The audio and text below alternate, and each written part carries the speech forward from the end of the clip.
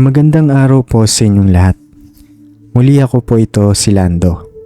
At nais ko pong ibahagi sa inyo ang isang kwentong nakakapanindig balahibo na ipinasa-pasa sa aming pamilya.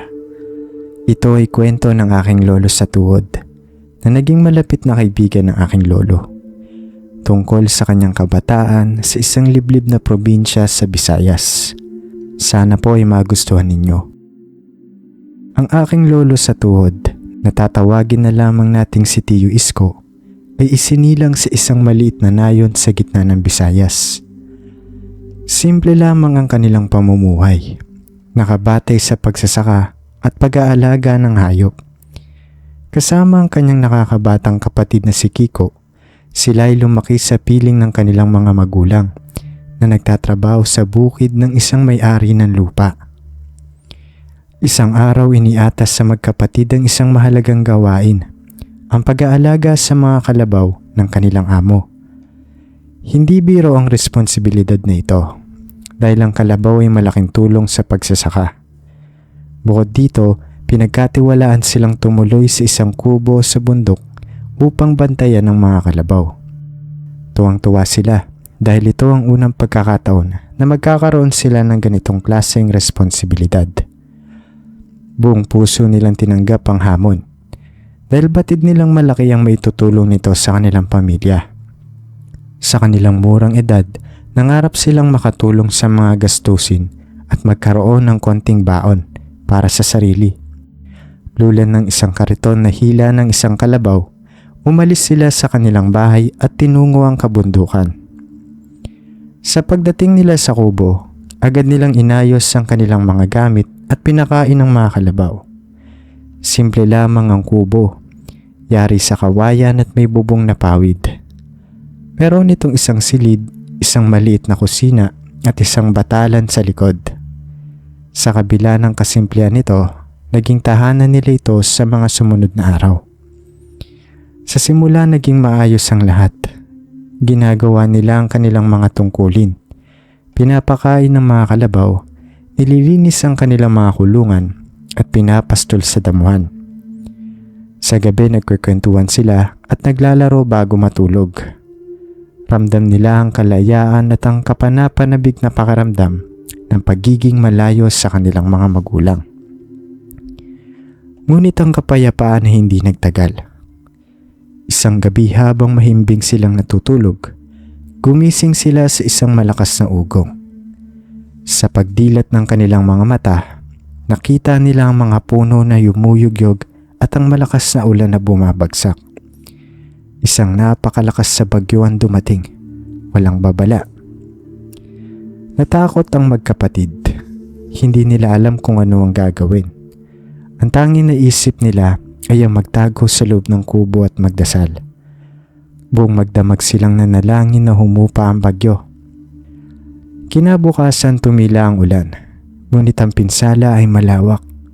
Ang mga puno ay nagbagsakan, ang mga daan ay natabunan ng lupa, at ang ilog ay rumaragasa. Hindi sila makalabas ng kubo. Isang linggo silang nakulong sa bundok, walang sapat na pagkain at tubig.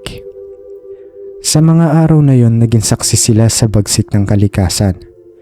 Nakita nila ang kapangyarihan ng hangin at ulan na sumira sa lahat ng kanilang dinadaanan. Natutunan din nila ang halaga ng pagtiyatiyaga at pagtutulungan.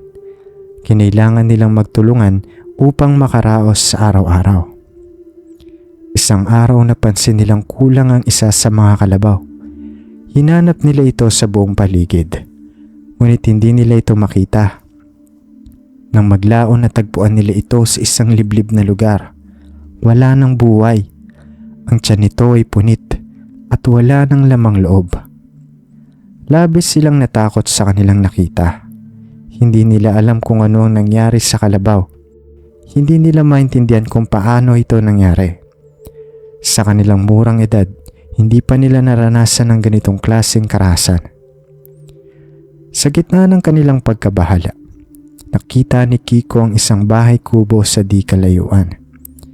Sa pag-aakalang meron silang matutuluyan, nagpasya siyang puntahan ito. Ngunit sa kanyang pagdating, isang nakakatakot na eksena ang sumalubong sa kanya.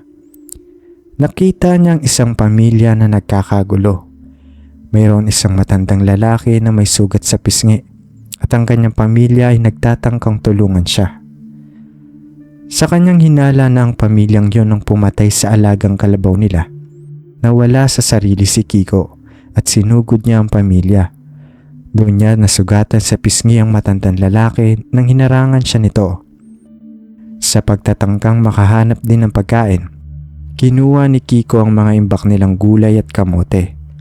Pero dahil sa dami nito, itinapon niya ito sa daan habang siya ay tumatakas.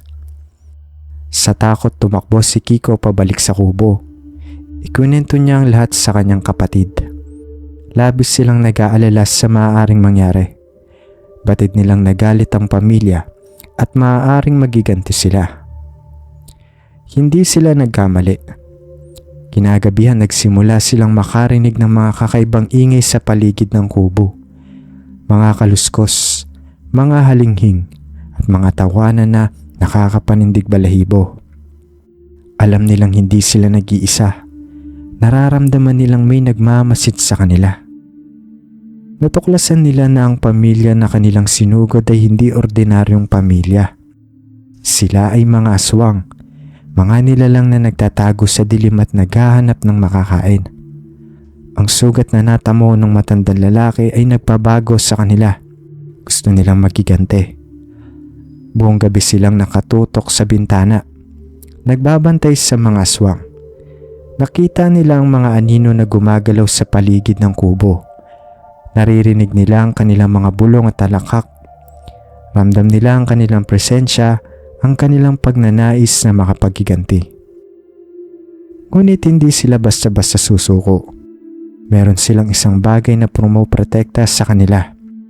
Isang maliit na supot ng asin na nakasabit sa kanilang pintuan.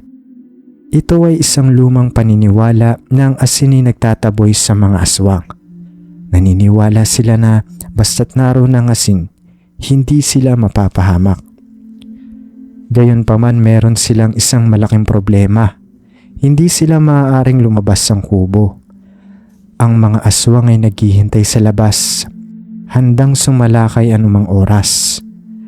Bukod dito, ang bagyo ay nagdulot ng mga landslide at pagbaha na nagpahirap sa kanila na bumaba ng bundok. Lumipas ang mga araw at lalong naging kritikal ang kanilang sitwasyon. Nauubusan na sila ng pagkain at tubig. Hindi sila maaaring lumabas at hindi sila maaaring bumaba ng bundok para silang nakakulong sa isang bangungot. Sa desperasyon, nagpasya silang gawin ng isang bagay na hindi nila inaakala. Kinain nila ang karne ng namatay na kalabaw. Alam nilang ito ay marumi at maaaring magdulot ng sakit. Ngunit wala silang ibang pagpipilian. Kailangan nilang mabuhay. Sa kabutihang palad, nakayanan nila ang pagkain ng kalabaw. Nakakuha sila ng sapat na lakas upang makaraos sa isa pang araw. Ngunit alam nilang hindi ito pang matagalan. Kailangan nilang makahanap ng ibang paraan upang makatakas. Isang araw habang nagbabantay sila sa bintana, nakita nila ang isang grupo ng mga tao na papalapit sa kubo. Sa kanilang pagtataka, nakilala nila ang kanilang mga magulang. Pagkatapos ng isang linggo ng paghahanap, sa wakas ay natagpuan din sila. Labis ang kanilang kagalakan nang makita ang kanilang mga magulang. Tumakbo sila palabas ng kubo at niyakap ang mga ito. Sa wakas, ligtas na sila. Ngunit ang kanilang kagalakan ay hindi nagtagal. Nang makita ng kanilang mga magulang ang patay na kalabaw, nagalit sila.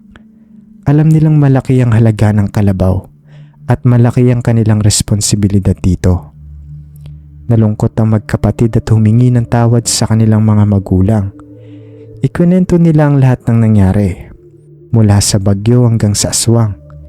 Ipinaliwanag nila kung paano nila sinubukang protektahan ng mga kalabaw at kung paano sila napilitang kainin ng isa sa mga ito upang mabuhay.